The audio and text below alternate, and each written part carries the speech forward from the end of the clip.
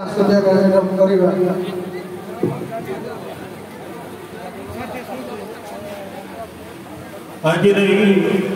पवित्र जगन्नाथ दरबार समवेत होइतिबा समस्त अतिथिवृंद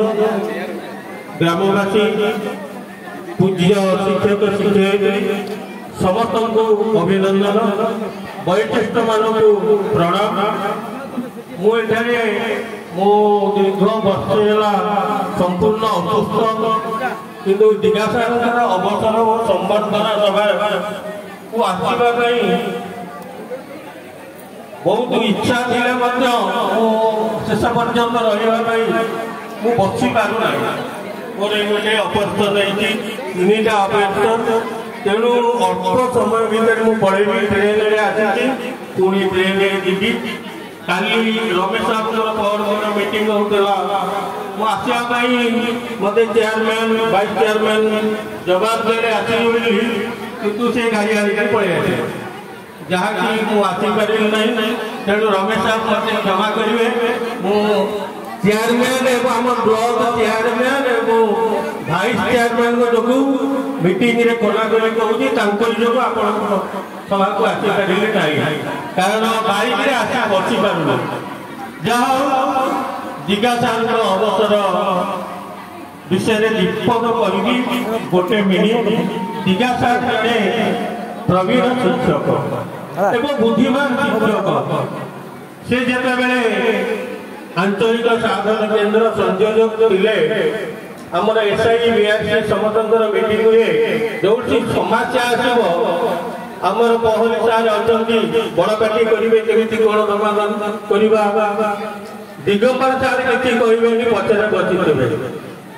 सहदेव भाई चिंता करुवे अरे दिगा कौन कर जो मतामत दिखती स्वागत योग्य एवं कार्यकारी हुए दिगा थे आमर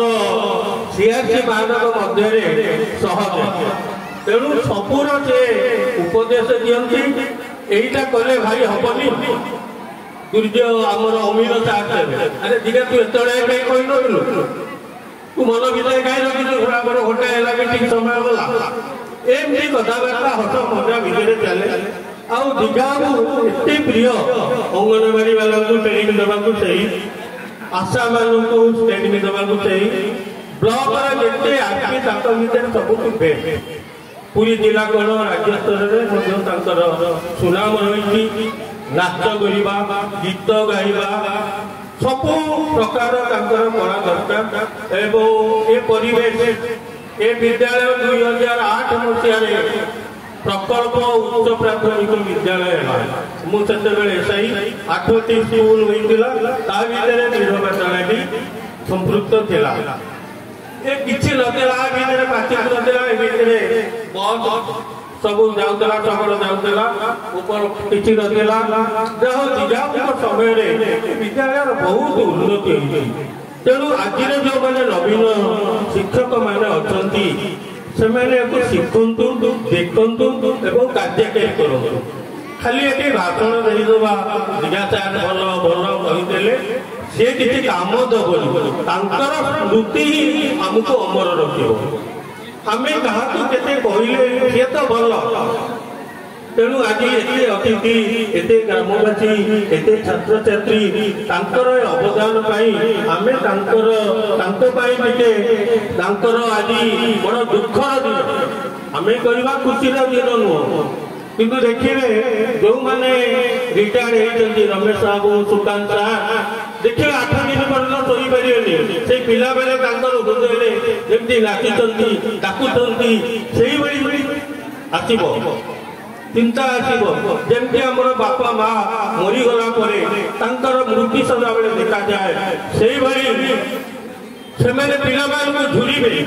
खाइबा इच्छा हेनी स्त्री डाकुथी आस जड़े खाई दिया ना मो पिला मन पकाउं मो ग्रामवासी मैंने मन पकाउं मो कमिटीर सभ्य मैंने मत सब देखा दौरान केते आत्मीयता देला आउ से मिल ना कारण ये विद्यालय जो पवित्रता जो ভোକ ଶୋଷ ମଣିଷ ସବୁ ଭୁଲିଯାଏ, ସବୁ ଦୁଃଖ ଭୁଲିଯାଏ। ସେ ଆଜି ତାକୁ ହରଉଛନ୍ତି। ଚାକିରି ଯାଉନି କିନ୍ତୁ ତାଙ୍କର ସୁଖ ଚାଲିଗଲାଣି।